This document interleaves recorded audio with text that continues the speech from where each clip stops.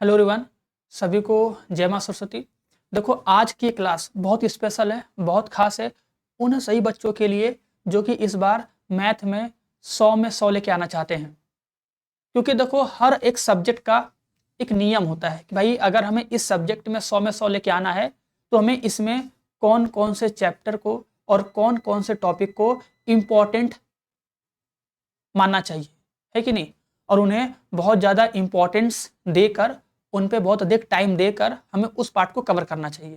क्योंकि होता यही है कि यार पूरे चैप्टर में 4 से 5 चैप्टर ऐसे होते हैं जो कि हमारे बोर्ड एग्जाम में बहुत ज़्यादा नंबर के आते हैं।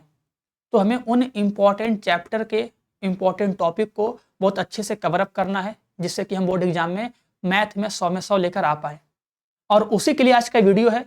आज के इस वीडियो में हम क्लास 12th मैथ के पूरे चैप्टर के उन सभी टॉपिक को लेकर आए हैं जिससे कि हमारे बोर्ड एग्जाम में 100% सवाल पूछे ही जाते हैं।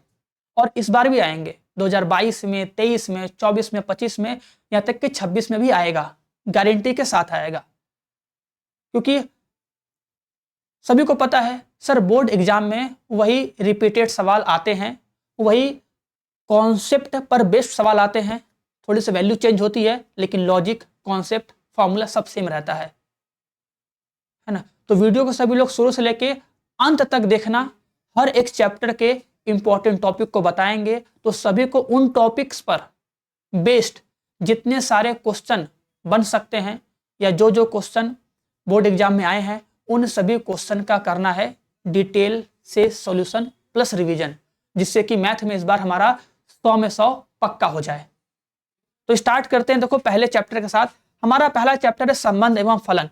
देखो, संबंध एवं फलन में जिससे कि हमारे बोर्ड एग्जाम में सवाल आता है और 100% आता है, 2 सवाल 3 सवाल पूछा ही जाता है, वो होता है सर जी फलनों के प्रकार से।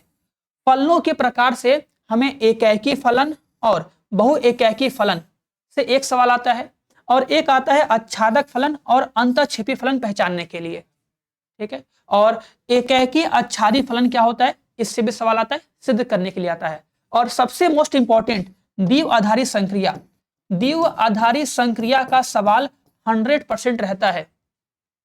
तो हमें इन सभी टॉपिक के सवाल को अच्छे से पढ़ना है और इनका करना है रिवीजन। अगर बात करें इंपॉर्टेंट क्वेश्चन की, तो हम एक इंपॉर्टेंट क्वेश्चन दे रहे हैं कि घर पे लगाना, जिसमें हमें इस एग्जाम्पल को, जो कि बुक का एग्जाम्पल है, सॉल्व करना है। fx = x² आर से आर में न तो एकेकी न तो आच्छादक है। इसे बढ़िया से डिटेल से सॉल्व करना है। क्लियर है, समझ गए कि नहीं।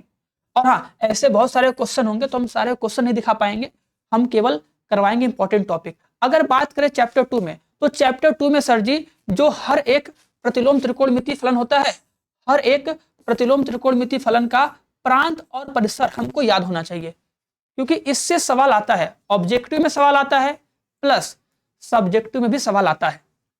और अगर बात करें सर इसके गुणधर्म की, प्रतिलोम त्रिकोणमितीय फलनों के गुणधर्म से तो 100% इसके गुणधर्म को हमें बहुत अच्छे से पढ़ना है, रिवीजन करना है और क्वेश्चन का प्रैक्टिस करना है। क्वेश्चन कहां से ले सकते हो, प्रीवियस ईयर क्वेश्चन कर सकते। क्लियर है।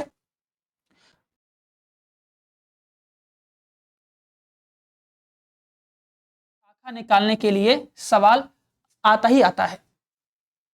तो इन सभी टॉपिक को एकदम अच्छे से लिख लो और इन पे जो जो सवाल हैं कम से कम 4 सवाल 5 सवाल बना लो। ओके। और अगर हम बात करें सर जी चैप्टर नंबर किसका, चैप्टर नंबर 3 का, जिसका नाम है आव्यूह। सर आव्यूह में देखो सवाल आता है आव्यूहों के प्रकार से, और सबसे मोस्ट इंपॉर्टेंट है सर जी आव्यूहों का परिवर्त, और उसके बाद सम्मित आव्यूह भी, और सबसे वेरी इंपॉर्टेंट होता है 2 आव्यूहों का गुणन। तो इन सभी टॉपिक पर जो भी सवाल हैं, जो भी प्रीवियस ईयर क्वेश्चन के सवाल हैं, उन सबको बनाओ, उन सबको लिख के बनाओ। क्लियर। कुछ सवाल हम दे रहे हैं जिनका सबको करना है प्रैक्टिस घर पे बढ़िया से, क्योंकि ये सब वही सवाल है जो एग्जाम में आ चुके हैं। सारणिक में 2x2 और 3x3 के वर्ग आव्यूह के सारणिक का मान निकालना, ये वेरी इंपॉर्टेंट है। कह सकते हो वेरी वेरी इंपॉर्टेंट, कि 2x2 के सारणिक का मान कैसे निकालते हैं और 3x3 के सारणिक का मान कैसे निकालते हैं। और उपसारणिक और सखंड भी इंपॉर्टेंट है, जो कि अक्सर पूछता है कि बताइए एडजॉइंट ऑफ ए का मान क्या होगा। तो एडजॉइंट ऑफ ए पर सवाल जो कि हमारे कॉपी में होगा, बुक में होगा, उसको लगाना है, प्लस एग्जाम्पल वो लगाना है। क्लियर है, भूलना नहीं है। और लास्ट में आव्यूहों के सखंड तथा व्युत्क्रम, क्योंकि व्युत्क्रम का भी सवाल आ जाता है, अक्सर आ जाता है, तो व्युत्क्रम लगा लेंगे। ए इनवर्स कैसे निकालते हैं आव्यूह में, वो चीज। ठीक है। और अगर बात करें कुछ एग्जाम्पल की, तो ये प्रूफ करने के लिए सबके लिए हम लिए हैं, सब लोग उसको प्रूफ कर लेना बढ़िया से। ठीक है। और अगर बात करें सर पूरे बुक के सबसे मोस्ट इंपॉर्टेंट चैप्टर, जिसका नाम है अवकलन। अवकलन और समाकलन तो पूरे बुक का most most most most important chapter है, और इसके हर एक टॉपिक सवाल आता है, इसके हर एक टॉपिक से सवाल आता है। ऑब्जेक्टिव हो, शॉर्ट आंसर हो, लॉन्ग आंसर हो, सवाल आता ही आता है। तो हमें हर एक टॉपिक के सवालों को अच्छे से बनाना है। जैसे सबसे पहला टॉपिक होता है सर जी संयुक्त फलनों का अवकलन। सबसे पहला जो टॉपिक होता है ना, सबसे पहला जो टॉपिक होता है वो होता है सर जी हमारा संयुक्त फलनों का अवकलन। और संयुक्त फलनों के अवकलन में मोस्ट इंपॉर्टेंट है श्रृंखला नियम। हम सबको बताएं कि श्रृंखला नियम क्या होता है, याद है कि नहीं? श्रृंखला नियम क्या होता है, श्रृंखला नियम से कैसे करते हैं अवकलन, और बेसिक अवकलन और बेसिक फॉर्मूलों का हमें करना है कंप्लीट रिवीजन, जिससे कि हमारा अवकलन एकदम स्ट्रांग हो जाए। अगर अवकलन आएगा तो समाकलन बहुत आसान हो जाएगा। ठीक है। प्रतिलोम त्रिकोणमितीय फलनों के अवकलन सवाल आता है एग्जाम में प्रूफ करने के लिए और अवकलन ज्ञात करने के लिए। और चरघातांकी फलन तथा लघुगणकीय फलन, ये सवाल तो 100%। चरघातांकी और लघुगणकीय फलनों का अवकलन, और लास्ट में जो प्राचलक रूप में व्यक्त फलनों का अवकलन। इन सभी टॉपिक के हमें सारे सवाल को बनाने हैं एकदम मस्त तरीके से। कुछ सवाल हम दे रहे हैं जो कि सब लोग घर पे बना सकते हो, इनका कर सकते हो प्रैक्टिस, बढ़िया से हो जाएगा रिवीजन। ओके जी। चलिए अब अगर हम बात करें सर जी चैप्टर नंबर 6 की, है ना, तो चैप्टर नंबर 6 में सर सिंपल सा देखो आता है अवकलज के अनुप्रयोग में राशियों के परिवर्तन के दर के रूप में। राशियों के परिवर्तन के दर के रूप में एक सवाल ऑब्जेक्टिव में या सब्जेक्टिव में आता है, सवाल रहेगा, इससे सवाल रहेगा। ठीक है। और अभिलंब तथा स्पर्श रेखाएं, इन पे सवाल ये आता है लॉन्ग में, कठिन आएगा लेकिन हाँ कर लेना। तो इनका करना है रिवीजन मस्त तरीके से, और इस पे कुछ सवाल हम दे दिए प्रैक्टिस करने के लिए, तो प्रैक्टिस कर लेना बढ़िया से। अब चलते हैं सर जी हमारे इस पूरे सिलेबस का very most important chapter, very most important chapter. इसके कौन कौन से मोस्ट इंपॉर्टेंट टॉपिक है, आ जाओ देखते हैं। देखो सबसे पहला प्रतिस्थापन द्वारा समाकलन, ये बहुत ज्यादा इंपॉर्टेंट है। इससे हमारे ऑब्जेक्टिव में 4-5 क्वेश्चन मिल जाता है, शॉर्ट आंसर मिलता है, लॉन्ग में भी आता है इसका यूज। तो प्रतिस्थापन द्वारा समाकलन ये बहुत इंपॉर्टेंट है, तो इसको 101% तैयार कर लेना, ये बहुत ज्यादा इंपॉर्टेंट है। उसके बाद खंडसा समाकलन, ठीक है, फिर आंशिक भिन्नों द्वारा समाकलन जिससे बनता है लॉन्ग क्वेश्चन। लॉन्ग क्वेश्चन में इससे 100% सवाल आता है, तो आंशिक भिन्नों द्वारा समाकलन हमको करना है, कम से कम 5-6 क्वेश्चन प्रैक्टिस करने, रिवीजन करने फिर। और जो समाकलन होते हैं ना, समाकलन का मान ज्ञात करना और उनके गुणधर्म पर जो सवाल होते हैं उन सवालों को एकदम अच्छे से लगाना। गुणधर्म तो कह सकते हो वेरी वेरी इंपॉर्टेंट है। तो इस चैप्टर में इतने सारे टॉपिक हैं जिनको हमें अच्छे से तैयार करना है, एक भी टॉपिक छूटना नहीं चाहिए, है ना। अगर कुछ सवाल की बात करें तो कुछ सवाल हम दे रहे हैं, आराम से घर पे लगाना, देखना कि आ रहा है कि नहीं आंसर, प्रूफ करने आ रहा है कि नहीं। ओके चलिए अब चैप्टर 8 में कुछ खास नहीं है, चैप्टर 8 सिंपल होता है, एक सवाल आता ही रहे निकालने के लिए। तो चैप्टर 8 में क्या है, बस साधारण वक्रों के अंतर्गत क्षेत्रफल ज्ञात करना, सिंपल। चैप्टर 9 की बात करें तो चैप्टर 9 में अगर बात करोगे ना, तो चैप्टर 9 में सबसे मोस्ट इंपॉर्टेंट होता है सर जी रैखिक अवकल समीकरणों का हल, ये सबसे इंपॉर्टेंट होता है। तो रैखिक अवकल समीकरणों का हल ज्ञात करना, ये बहुत इंपॉर्टेंट है। तो इसको एकदम अच्छे से प्रैक्टिस करना है। इस पे कम से कम 8-10 सवाल लगाने हैं, क्योंकि इससे ऑब्जेक्टिव में 4-5 सवाल रहते हैं, प्लस सब्जेक्टिव में भी रहते हैं।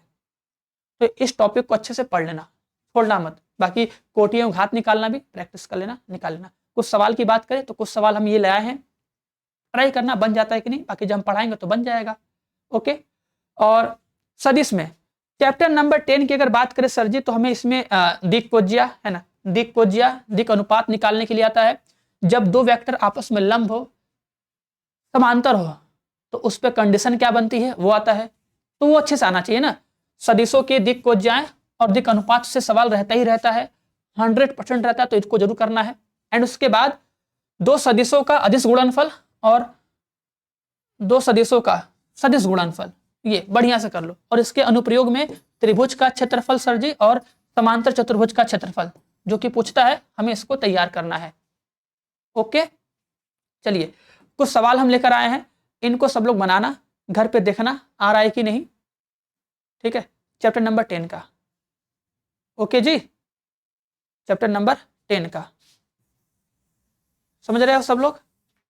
अब अगर बात करें सर जी चैप्टर 11 में, तो चैप्टर 11 में कुछ खास नहीं है। चैप्टर 11 में अगर देखोगे ना, तो एक समतल है, समतल से सवाल पक्का आएगा।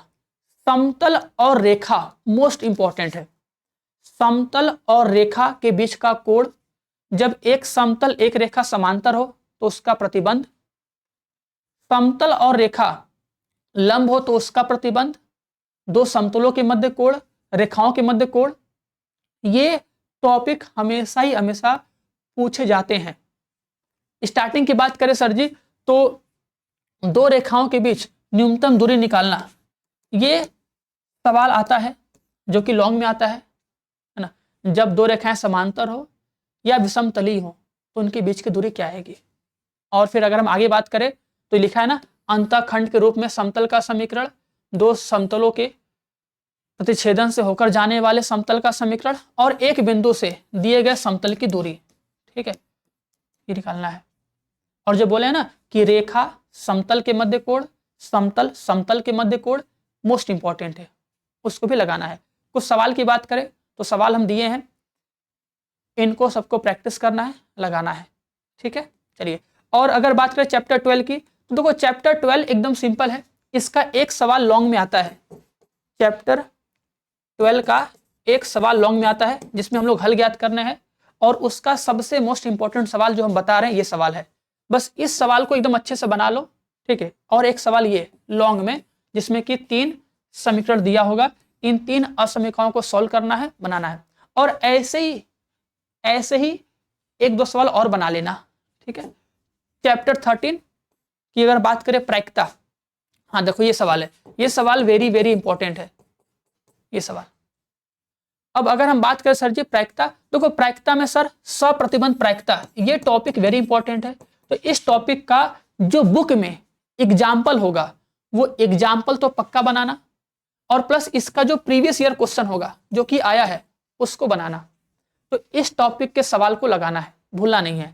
और साथ में सर जी स्वतंत्र घटनाएं से भी सवाल आता है, इसको बनाना है। और लास्ट में प्रायिकता बंटन, बेच प्रमेय का सवाल गलती से कभी कभी आ जाता है, तो बेच प्रमेय भी पढ़ सकते हो, पढ़ाए समझाए हैं आराम से ना।